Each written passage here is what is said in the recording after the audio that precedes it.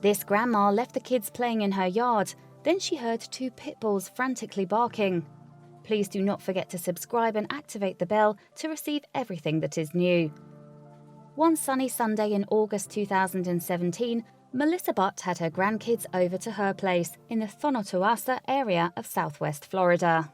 Although Butt was elsewhere in the yard, she could hear the children having the time of their lives, playing with her two dogs. And while she knew that her pit bulls could look after the kids, her blood ran cold when she heard the commotion from outside. You see, the dogs were barking wildly and they sounded really angry. Butt, 47, is an animal lover and the human mother of two young dogs, 9-month-old Paco and 3-month-old Slayer.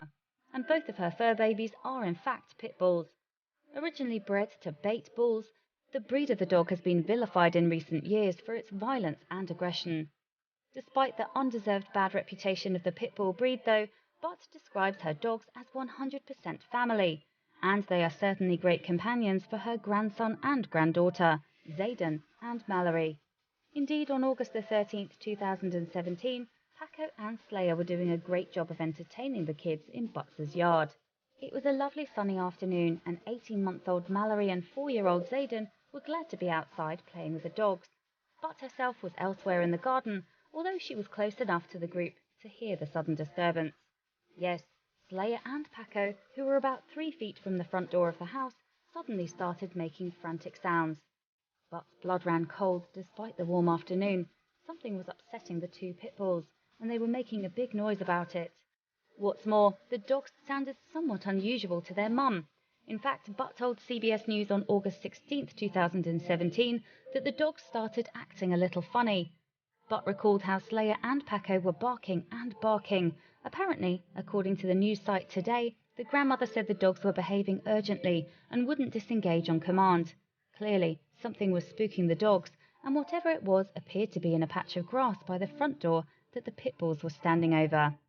Subsequently, Butt got Mallory and Zayden safely in the house where their mother Cynthia was able to look after them. Then Butt returned to the yard with her husband, Daniel White, to see Paco and Slayer still standing sentinel. Indeed, the dogs hadn't moved from their guarded position, and Butt and White soon discovered why. The pit bulls were standing over a brown snake in the grass, perilously close to where Zayden and Mallory had been playing. The dogs' barks were aimed at the large reptile, which sources have suggested was a deadly copperhead viper. Thankfully, Slayer and Paco had seen the danger and immediately leapt to the protection of the children. It was actually the younger dog, 9-month-old Paco, who spotted the snake first, but 3-year-old Slayer then came to his brother's aid. Butt told CBS News, "My Slayer takes over all of these situations. He's ultra-protective of the family." Despite the pit bull's best efforts at scaring the venomous snake away, however, the reptile held its ground. And that's not all the viper did either. Yes, the serpent was more than ready to defend itself against the noisy assault. In fact, the copperhead sank its fangs into both dogs. First, the reptile bit Paco on the leg, which incited Slayer to launch an attack of his own. However, this only provoked the snake to turn on its second aggressor. And before Slayer could finish off the yard intruder, the viper struck him twice in the face. It was, however, the last thing the snake would ever do, as Slayer then well and truly lived up to his name. As Butt told Today, the elder dog subsequently snapped the snake up in his powerful jaws. After biting Paco, that's when Slayer grabbed the snake in his mouth and killed it, she said. And Butt went on to describe how Slayer almost bit the snake in half to CBS News. But although the huge and venomous viper was dead, the pit bulls were still in danger. You see, copperheads are extremely poisonous snakes, and now toxin from this particular viper was coursing freely through both dogs. In fact, they were already feeling its effects, which include breathlessness. So Butt knew that they would need immediate attention, and while Paco must have been suffering from the venom, it was Slayer who received the worst attack. In less than 30 minutes of being bitten, in fact, poor Slayer's face had already swollen to almost twice its size. Butt wasted no time getting her pet's medical attention, however, and they were swiftly taken to a local veterinarian. Unfortunately, though, the dog's conditions were getting worse by the minute.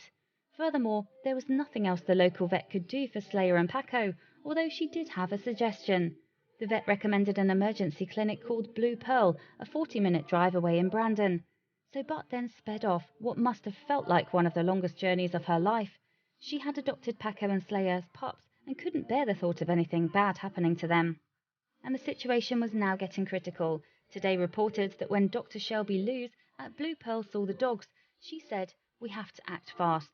If the snake in question had been a copperhead, Lewis knew that they have the least potent venom of their pit viper family group. However, she also knew that copperhead bites can still be lethal if they go untreated.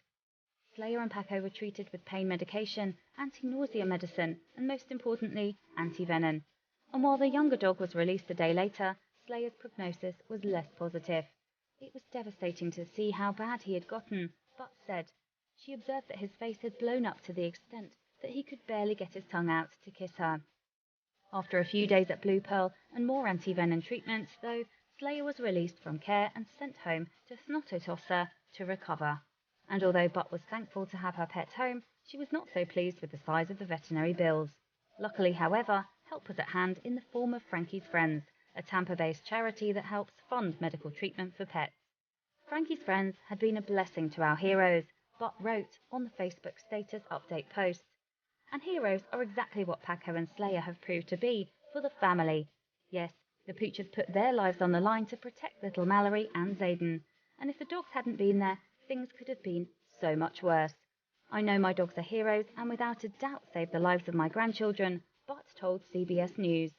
They are too small to have fought something off like that. On Facebook, she concluded, as bad as it is, we are lucky and blessed. Please share this video with your friends below. Please don't forget to subscribe and activate the bell to receive everything that's new.